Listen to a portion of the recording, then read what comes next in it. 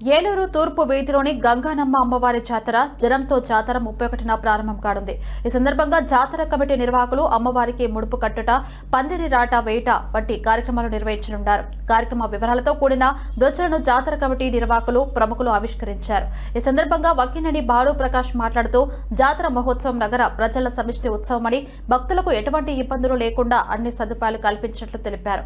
శతాబ్ద కాలం నాటి ఈ జాతరను అంగరంగ వైభవంగా నిర్వహించడానికి ఏర్పాట్లు చేశామని, గంగానమ్మ తల్లి ఆశీస్సులు ప్రజలపై ఉండాలని కోరారు.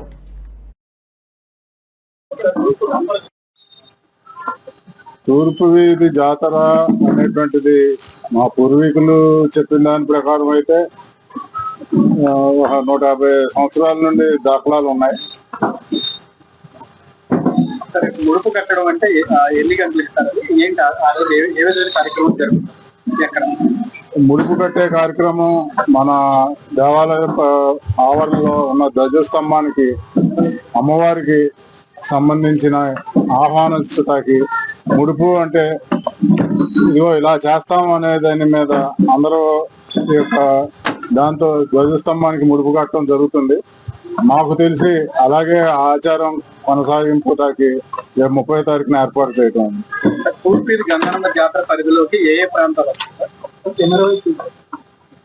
తూర్పు వీధి గంగానమ్మ పరిధిలోకి అని అంటే